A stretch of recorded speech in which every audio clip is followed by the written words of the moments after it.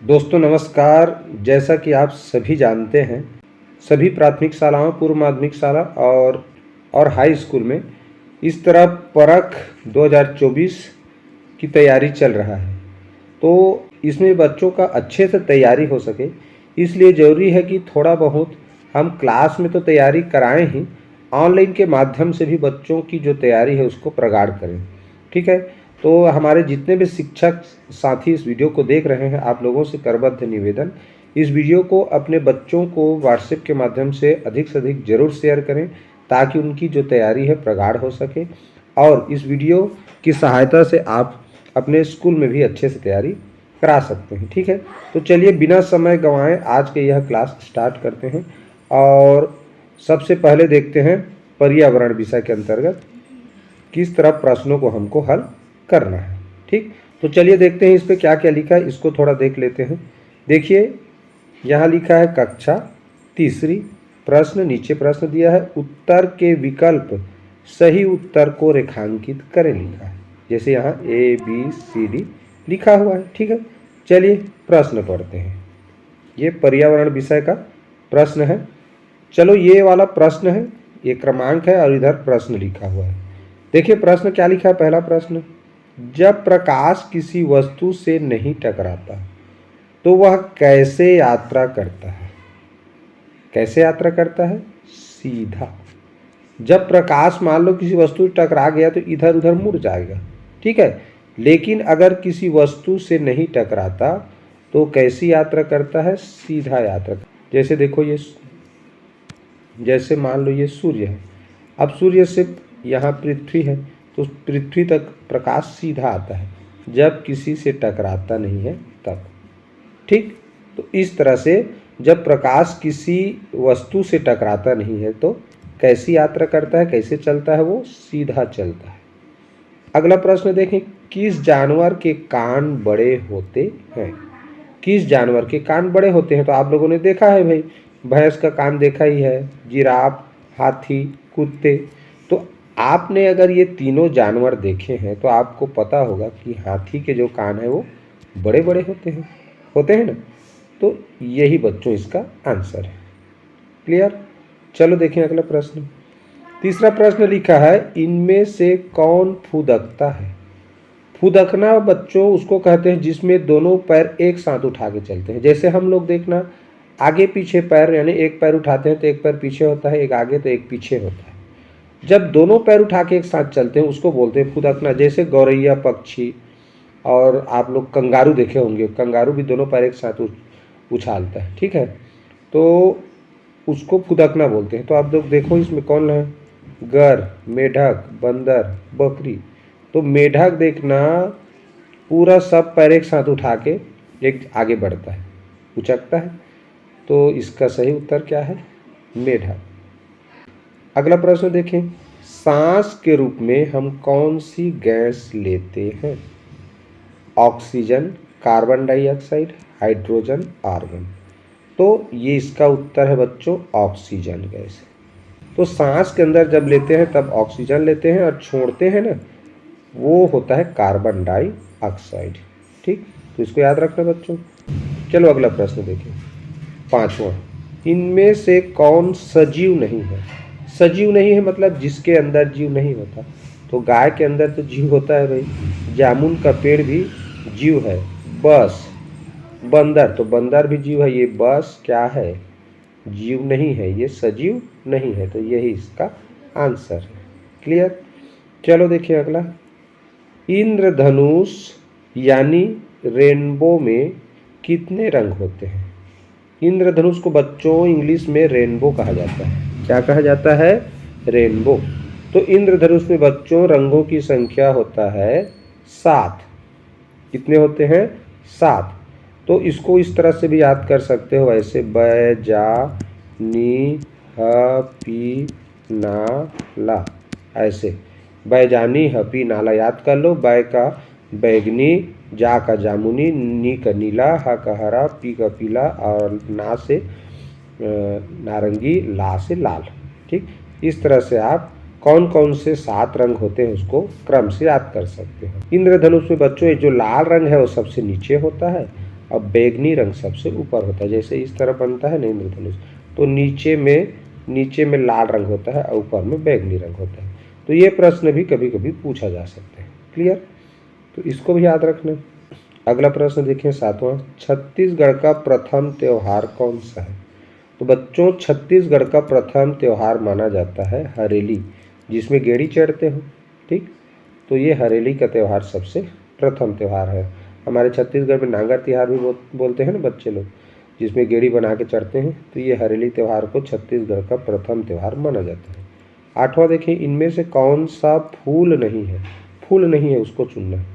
पपीता तो जान रहे हो फल है, और ये चमेली भी फूल है, गुलाब भी फूल है, गेंदा भी फूल है। तो इसमें फूल नहीं है कहा है, तो ये तीनों फूल है तो यही फल है।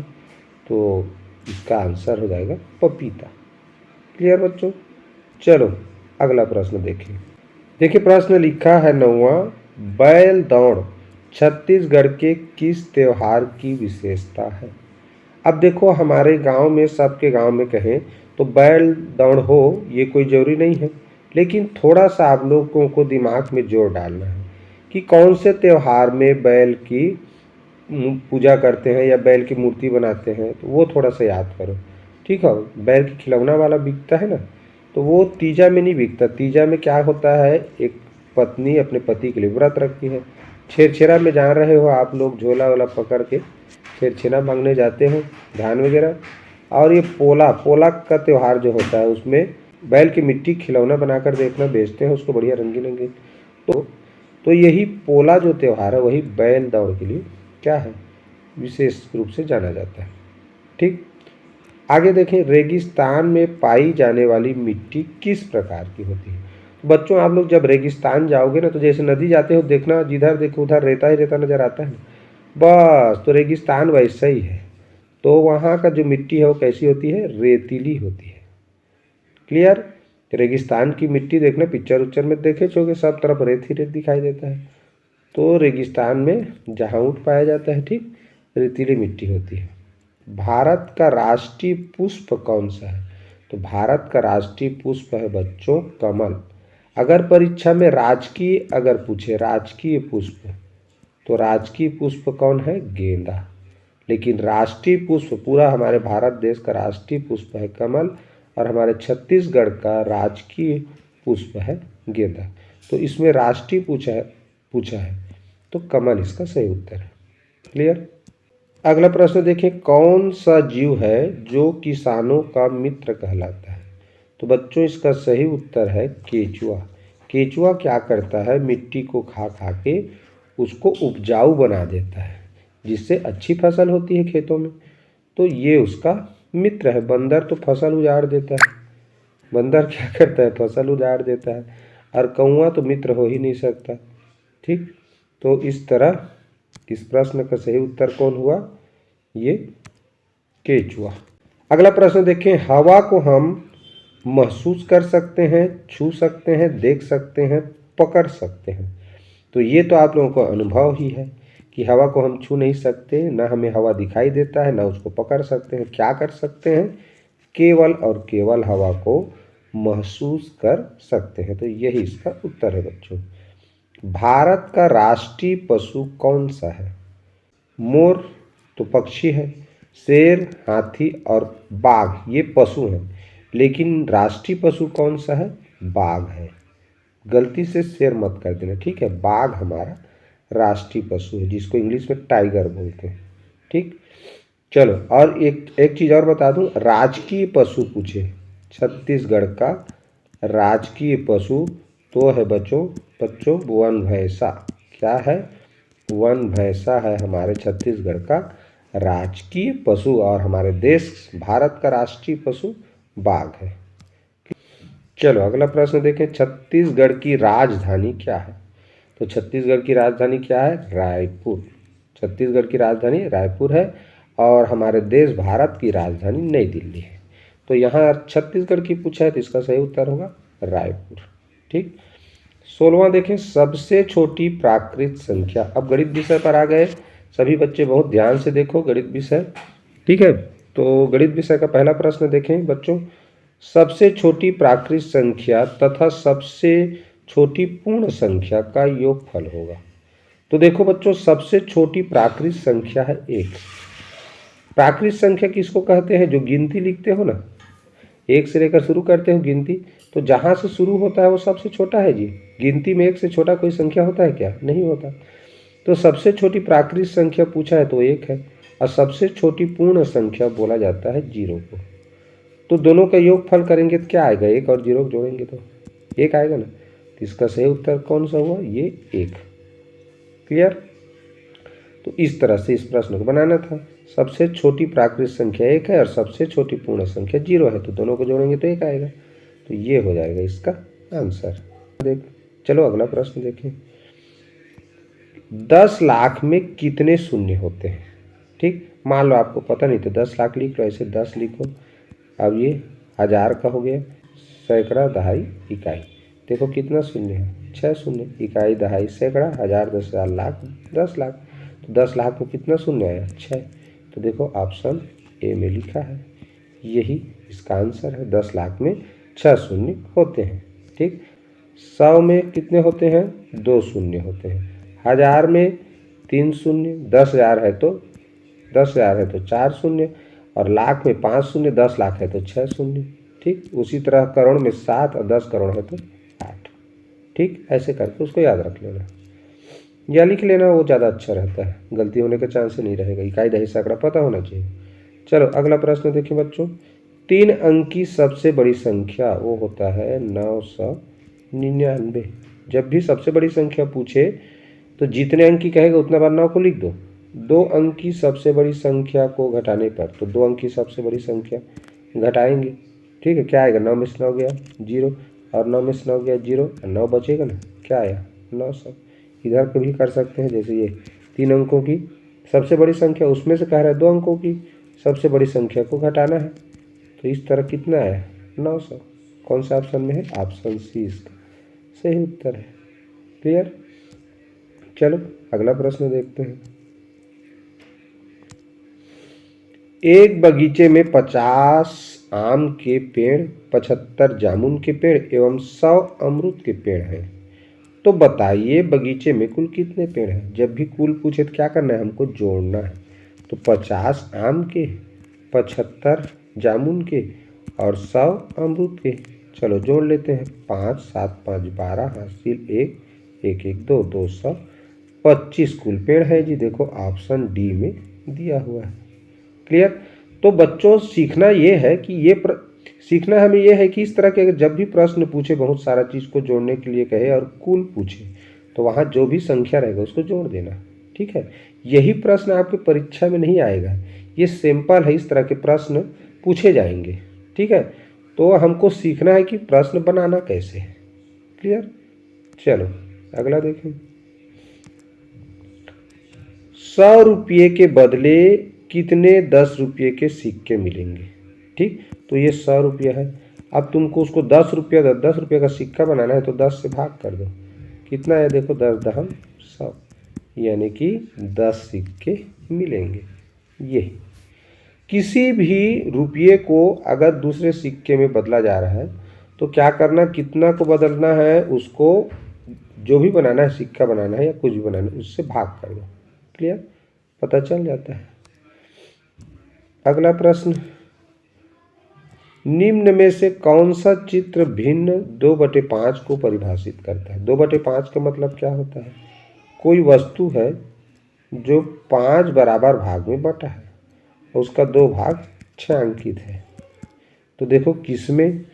ये देखो ऑप्शन डी, 5 बराबर भाग में बटा है, 2 भाग छायांकित है, तो यही 2/5 को दर्शाता है, ये वाला। क्लियर? ये 1/5 है, 5 भाग में बटा है, 1 भाग छायांकित है। इसमें देखो 5 भाग में बटा है लेकिन 3 भाग छायांकित है, 3/5 लिखा है, ये 4/5 है, ये वाला। ठीक, चलो अगला प्रश्न देखिए। 22 नंबर, 2, 3, 5, 7, 11 में ये प्रश्नवाचक का चिन्ह है, में प्रश्नवाचक के स्थान पर कौन सा अंक आएगा? देखो 2 है, 2 के बाद क्या है? 3 है, 3 के बाद 5 है, 5 के बाद 7 है, 7 के बाद 11 है। ये बच्चों क्रमागत अभाज्य संख्या है। क्या संख्या है? अभाज्य संख्या। तो 2 के बाद 3 अभाज्य संख्या, फिर 5, फिर 7, फिर 11, 11 के बाद है 13। तो इसका सही उत्तर होगा ऑप्शन 13। ठीक। अगर आप लोग अभाज्य संख्या के बारे में और डिटेल जानना चाहते हैं तो अभाज्य संख्या से संबंधित वीडियो का लिंक इस वीडियो के डिस्क्रिप्शन में आप लोग को मिल जाएगा। वहां जाकर उस लिंक को ओपन करके वो वीडियो पूरा देखो, फिर आप लोग अभाज्य संख्या से संबंधित सारी चीज़ें सीख जाएंगे। ठीक है, तो चलिए अगले प्रश्न में। 1 लीटर पानी की बोतल को पूरा भरने के लिए कितनी पानी चाहिए? देखो 1 लीटर, तो यहाँ क्या लिखा है? 1000 मिलीलीटर, 100 मिलीलीटर, 10 मिलीलीटर और फिर 900 लीटर। तो देखो बच्चों 1000 मिलीलीटर बराबर होता है 1 लीटर। 1 लीटर पानी की बोतल को पूरा भरने के लिए कितना पानी चाहिए हमको? 1000 मिलीलीटर। क्लियर। अगला देखें, 1 वर्ष में कितने माह 31 दिन के होते हैं? कितने माह 31 दिन के होते हैं? ठीक है, तो कैसे जानेंगे? देखो इस तरह बना लो। तो देखो माह का नाम ही लिख लो। ये जनवरी होता है 31 का, फरवरी होगा 28 या 30 का। ठीक। उसके बाद मार्च होता है 31 का, एक अंतराल में 31 होता है, तो मार्च हो गया। फिर अप्रैल कितना का होगा? 30 का होगा। अप्रैल के बाद मई होगा 31 का। फिर जून होगा 30 का, जुलाई होगा 31 का, अगस्त भी होगा 31 का, और सितंबर होगा 30 का, फिर अक्टूबर होगा 31 का, नवंबर होगा 30 का, और दिसंबर होगा 31 का। तो देखो कौन कौन सा हुआ? जनवरी हो गया, मार्च हो गया, मई हो गया, और जुलाई, अगस्त, उसके बाद अक्टूबर, फिर दिसंबर। तो 1 2 3 4 5 6 7 माह बच्चों क्या 31 दिन के होते हैं। देखो कौन सा ऑप्शन में है? ऑप्शन 5, ऑप्शन डी जिसमें 7 लिखा है, यही इसका सही उत्तर है। ठीक। तो 7 माह 31 दिन के होते हैं, और 4 माह 30 दिन के होते हैं, और एक जो माह है फरवरी, तो या तो 28 दिन का होता है या 29। तो लीप वर्ष में 29 दिन का होता है। लीप वर्ष किसको बोलते हैं? जिसके सन को 4 से भाग करोगे ना, जैसे 24 सन को भाग करो, 4 छक्का 24। ठीक। सन के अंतिम 2 डिजिट से बनने वाले संख्या को भाग करना रहता है 4 से। अगर 0 शेषफल आया तो लीप वर्ष होता है, और हर 3 वर्ष के अंतराल में लीप वर्ष आता है। लीप वर्ष के साल में फरवरी 29 दिन का होता है। इस साल का कैलेंडर जाके देखना, फरवरी 29 दिन का था। अब अगले साल से 3 साल यानी 25, 26, 27 ये सन में 28 दिन का रहेगा। ठीक। तो कुल मिला के 12 महीना हो गया ना। 7 माह 31 दिन का, 4 माह 30 दिन का, 1 माह 28 या 29 दिन का होता है। क्लियर। तो इस प्रश्न का उत्तर क्या मिला? ये। चलो अगला प्रश्न देखते हैं। देखो प्रश्न लिखा है, संख्या 768 में यदि 6 एवं 7 का आपस में स्थान बदल दें तो कौन सी संख्या बनेगी? देखो क्या संख्या लिखा है उसको पहले लिख लें, 768। अब क्या लिखा है? 6 और 7 का स्थान आपस में बदलना है, तो ये 7 6 की जगह में चला जाएगा, और ये 6 7 की जगह में, तो 6 इधर आ गया और ये 7 इधर आ जाएगा दहाई में। तो देखो कौन सा संख्या बना जी? 678। कहाँ पर लिखा है? ऑप्शन सी इसका सही उत्तर है। बिल्कुल सर। क्या करना है स्थान बदलने के लिए बोले तो? बस 6 और 7 का स्थान बदलना था, तो भाई 6 की जगह में 7 को ले गए, 7 की जगह में 6 को ले आए। फिर क्या संख्या बना उसी को पूछ रहा है प्रश्न में। ठीक है, आशा समझ गए होंगे। अगला प्रश्न देखें,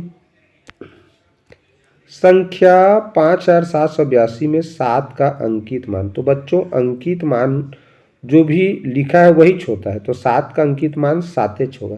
स्थानीय मान में अंतर पड़ता है। स्थानीय मान स्थान के अनुसार होता है। अगर स्थानीय मान पूछता तो ये इसका 700 होता। ठीक। 5 का 5000, 8 का 80 हो जाता। ठीक है, क्योंकि दहाई में है तो 80 हो गया। ठीक। तो स्थान के आधार पर बदलते रहता है स्थानीय मान, लेकिन अंकित मान कहें, और अंकित मान को ही बोला जाता है बच्चों जातीय मान। एक और नाम है इसका आंकिक मान। 3 नाम है, इसको याद रखो।